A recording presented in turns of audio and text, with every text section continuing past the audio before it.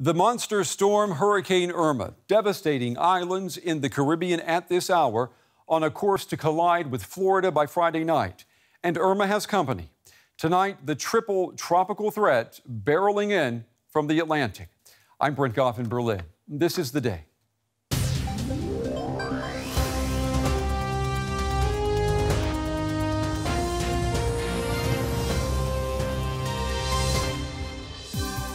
The entire country has been decimated. I have never seen anything like this before. We just did a flyover, and I have to tell you, my heart sunk. And this has been one of the worst days of my life.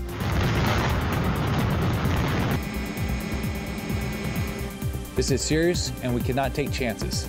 It is life-threatening. Based on what we now know, Miami-Dade will have major hurricane impacts with deadly storm surge, and life-threatening winds. This is not a storm you can sit and wait through. We can't save you after the storm starts.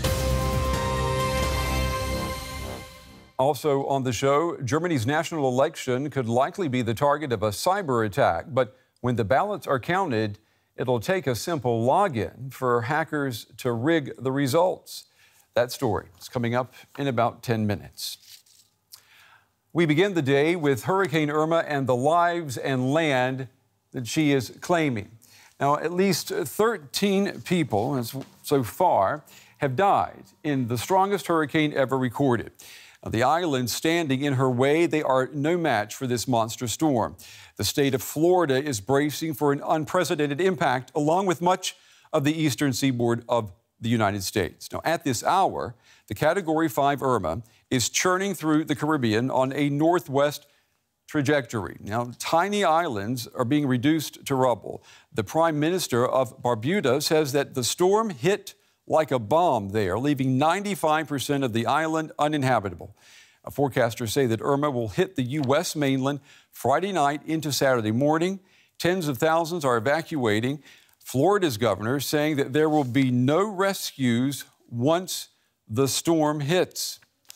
Now, I want to show you these images that we're getting from NASA, and they give us an idea of Irma's immensity. The bands of clouds that we see, well, they're actually thunderstorms, some reaching as high as 10 miles, 16 kilometers into the sky, and dropping up to 10 inches or 25 centimeters of rain per hour. Winds are being tracked of up to 180 miles per hour. That's 300 kilometers an hour.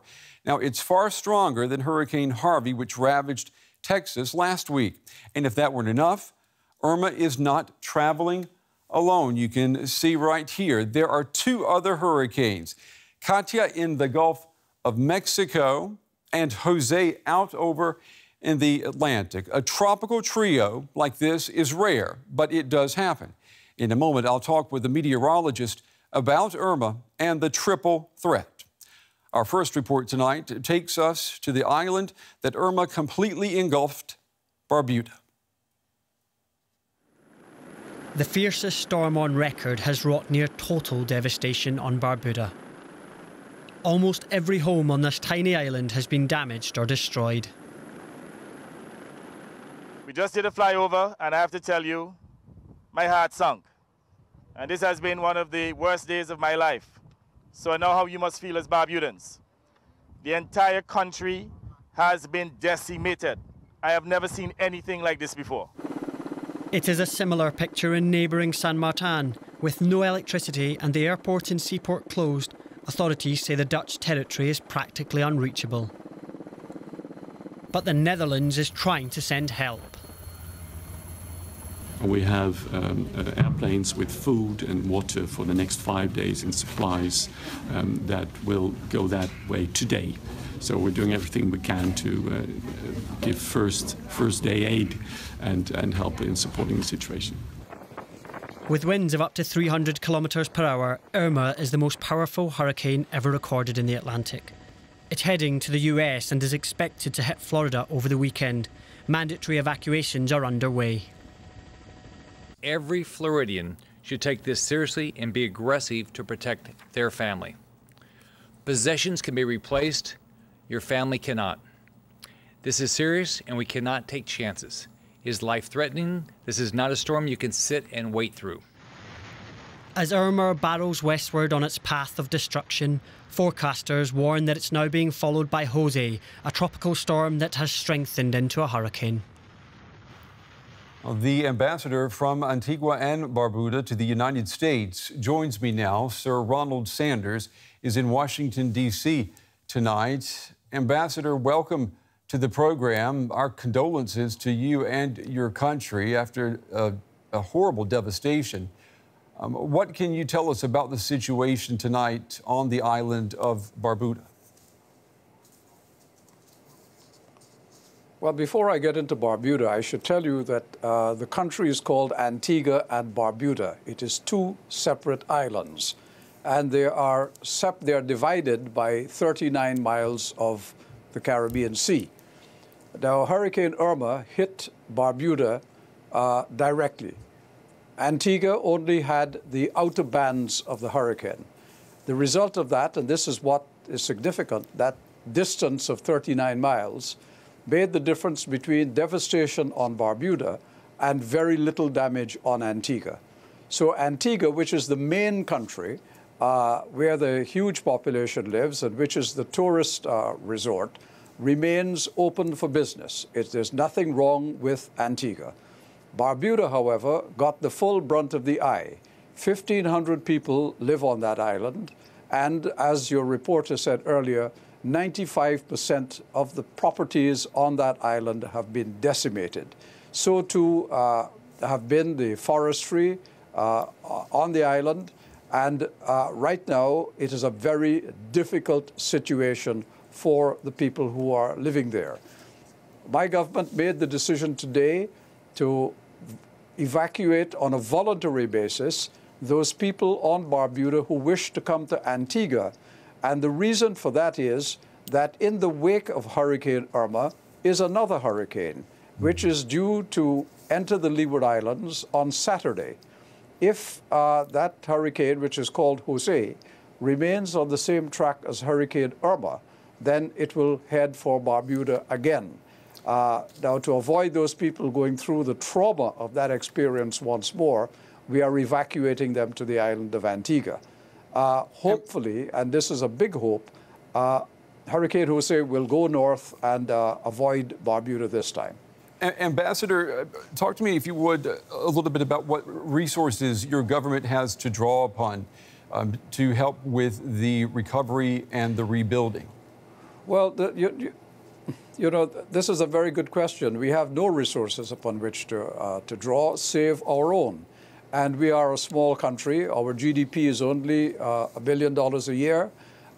So a hurricane of this nature, has done vast damage to one of the islands. Fortunately, not the large island, not the more productive island, but nonetheless, repairs will have to be done.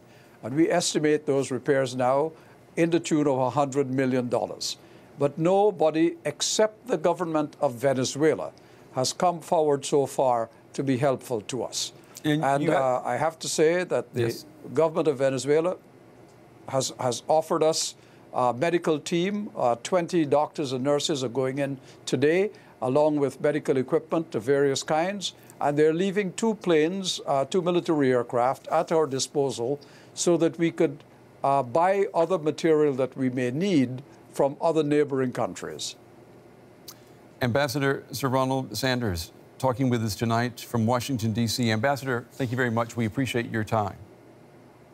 Well, here with me at the big table is Professor Uwe Ulbricht. He is with the Department of Geosciences at Berlin's Free University, and he is an expert on extreme weather. Mr. Ulbricht, it's good to have you on the program. You know, there is so much extreme weather going on right now. We've got these 3 hurricanes in the Atlantic. When does the extreme begin to become the normal in terms of weather?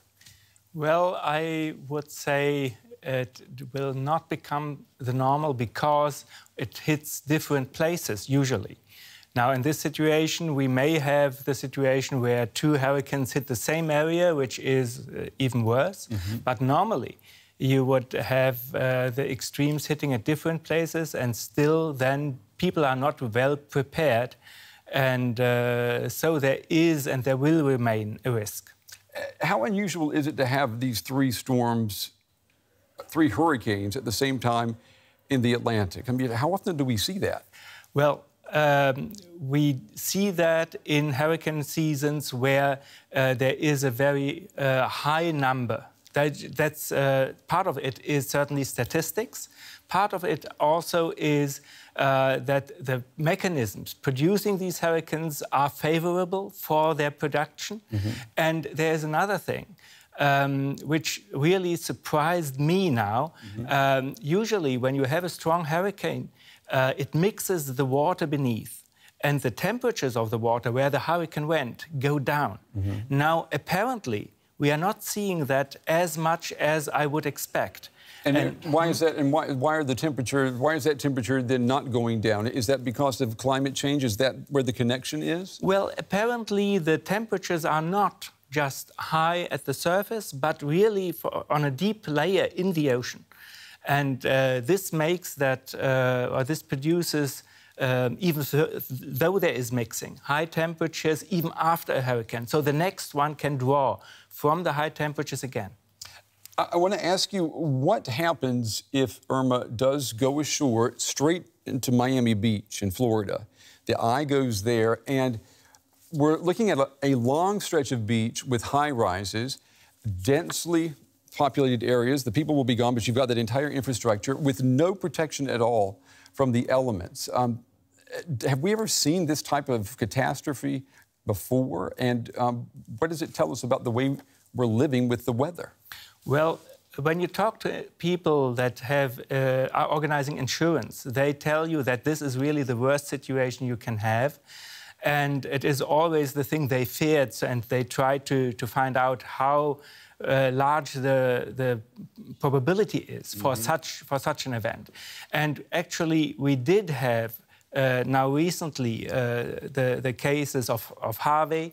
We had a longer time ago the case of New Orleans. Certainly you had special factors that led to a more devastating situation, but you would have all these elements that are brought by a hurricane. You have the extremely strong winds that even in Europe, when you have strong winds, not like that strength, would cause damage. You have the strong rain, and you have the flooding with the sea surface rising and the sea washing in. Briefly, before we run out of time, this hurricane season, what we're seeing happen right now, do you think that we're looking at an anomaly, or do you think that this is the trend that we will have to learn to live with? Both. We have had a forecast for this season that was more likely with more strong storms than usual. And what we learned from climate models is that the strong storms, not the weak ones, but the strong hurricanes might become more frequent. All right. Professor Ulbricht, we appreciate your insights. Thank you very much for being on the show.